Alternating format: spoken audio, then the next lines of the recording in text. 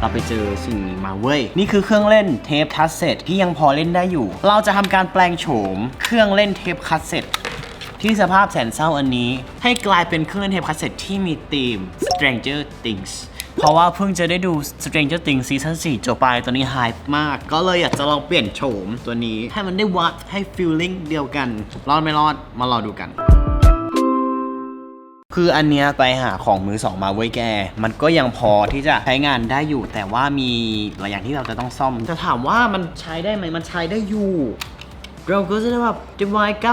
9080 ดีมากเลยเดี๋ยวมันต้องมีคอมเมนต์ถามมาแบบพี่ค่ะเทปคัสเซ็ตคืออะไรโอ้ my god คุณน้องค่ะเทปคัสเซ็ตคืออันนี้ไว้แกอันนี้คือเทปคัสเซ็ตส่วนอันนี้ก็คือเครื่องเล่นเทปคัสเซ็ตเวลาเล่นเราต้องเอาใส่เครื่องแบบนี้แล้วมันก็จะมีเพลงดังออกมาจากเจ้าตัวนี้เราสามารถใส่ให้พวกเธอฟังได้ไหมมันเราได้ยินเสียงไหมฟังสิ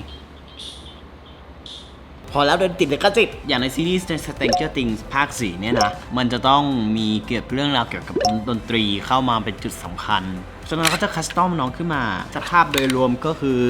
เหมือนกับผ่านการใช้งานมาแล้วประมาณหนึ่งฝาด้านหลังก็หายไปแล้วเราอาจจะต้องหาอะไรมาซ่อมน่าจะสามารถระบายสีหรือวาดรูปอะไรลงไปได้เริ่มจากการถอดออกมาก่อนนี่ก็ไม่รู้เหมือนกันว่าข้างในมันประกอบไปด้วยอะไรว้าวโอ้ทุกคนเทคโนโลยีอันนี้มันดึงออกได้ป่ะนะเราจะต้องเอาแผงวงจรออกก่อนเพราะว่าเราจะทำการเพ้นท์เคลือบพลาสติกซึ่งก็ไม่แน่ใจว่ามันจะกลับมาเป็นเทปคาสเซ็ตเพลเยอร์หรือเปล่าแกะกันดูนะครับเฮ้ยมันออกมาเป็นอย่างนี้เลยออกมาเป็นชิ้นอย่างนี้เลยเว้ยแกซึ่งดีมากจะได้ไม่ต้องจำว่าอันไหนเป็นอันไหนมันเหมือนเป็นน้องโรบอทจิ๋วๆเล็กๆตอนนี้เราได้ชิ้นส่วน4ชิ้นส่วนเป็นพลาสติกซะส่วนใหญ่ส่วนของอันนี้เราจะไม่ไปยุ่งกับมันเพราะว่ากลัวพังและซ่อมไม่ได้แต่ส่วนที่เป็นพลาสติกเหล่านี้เราจะทำการแปลงโฉมมันไว้แกลงพื้นเบสเพื่อให้ได้ความนวลเนียนเท่ากันเริ่มเลย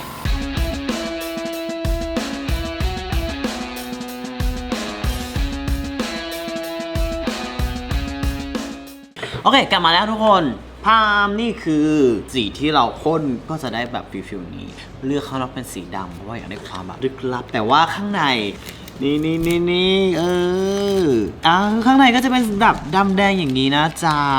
แต่ด้านหลังเราใช้เป็นสีขาวเราจะเพิ่มความเป็น Stranger Things ด้วยการสร้างลวดลายโลโก้ต่างๆพื้นผิวด้านหลังเป็นโลโก้เอลไฟคลับฟิลเสื้อยืดแต่ว่าเป็นโลโก้แปะตรงนี้ส่วนด้านหน้าตรงนี้เราจะแกะให้ดูเพราะว่าตั้งใจให้มันเป็นเหมือนกับประตูมิติทุยดูดิเราสามารถมองทะลุรอยแยกนี้เพื่อมองเห็นอัพไซด์เวอร์อีกโลกหนึ่งแต่ต้องตกแต่งเพิ่มเติมนิดนึงให้มันมีความหยุดหยุยเดี๋ยวเราจะใช้สีเพ้นท์สร้างลวดลายคร่าวๆดูก่อนนะแล้วก็มาดูว่าเวิร์กไม่เวิร์ก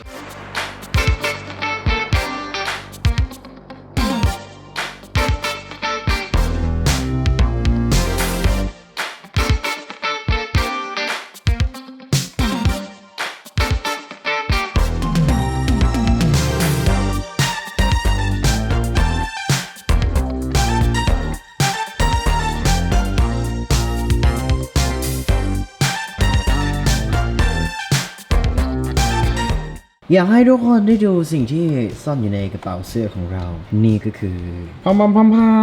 มนี่เป็นไงโอ้ยกระเทอยู่แต่ก้นโคตรล็อกอะดูเข้ากับลุคไหม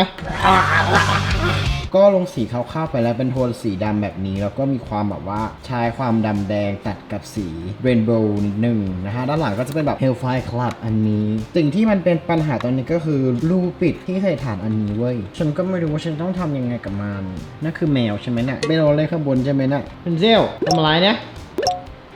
เราต้องทำอาการซ่อมเจ้ารูตรงนี้ก่อนฉันมีไอเดียโอเคนี่คือกล่องใส่เทปคาสเซ็ตมันจะมีพลาสติกสีดำข้างหลังอันนี้คิดว่ามีความหนาใกล้เคียงกับตัวนี้แหละก็ตัดเป็นรูไปเลยโอ้ my god ไม่น่าจะใช่งานที่ง่ายแน่ๆเลยตาดา so this is a สีโมเดลเราเรียนรู้ว่าสีสำหรับทำโมเดลมันทำให้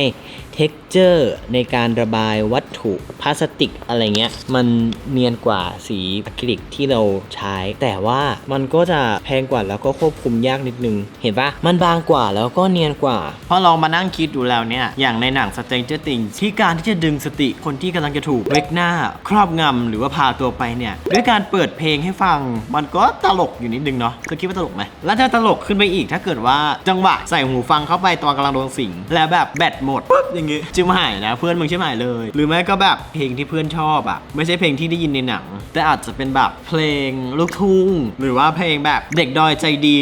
เดี๋ยวนี้รสนิยมมันไม่เหมือนกันนะจ๊ะจะมาตัดสินกันตรงนี้ไม่ได้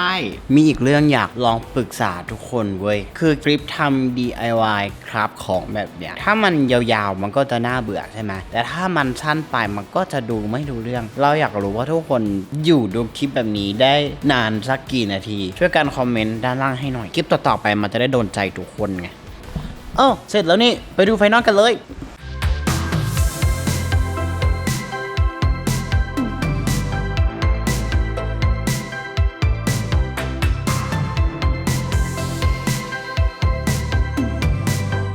ความเป็น Stranger Things ซีรีส์ลึกลับเนี่ยเราก็เลยทำให้ตัวเครื่องเนี่ยเป็นโทนสีดำแล้วก็มีสีแดงที่เหมือนกับส่องมาจากด้านในเมื่อเราได้เปิดฝามันออกมาก็เหมือนกับมีโลก Upside World ซ่อนอยู่ข้างในด้านตัวฝาเป็นเหมือนรอยแยกประตูมิติที่จะมองเห็นข้างในด้วยส่วนด้านข้างที่เป็นสายลุงนั้นก็คือห้องที่Elevenเติบโตมาในตอนเด็กๆแล้วก็มีลวดลายของเดโมโกกอนพวกปีศาจต่างๆมี Number 11 เขียนกำกับอยู่ด้านล่างส่วนด้านหลังอันนี้เป็นลายเสื้อเชิ้ตของ Hellfire Club ให้ฟิล80ร็อกๆประจนภัยแล้วก็ดึงทุกคนเข้าสู่โลกของ Stranger Thingsโอเคนั่นคือทั้งหมดของคลิปนี้อยากดู DIY ครับของอื่นคลิกที่ด้านข้างนี้ได้เลย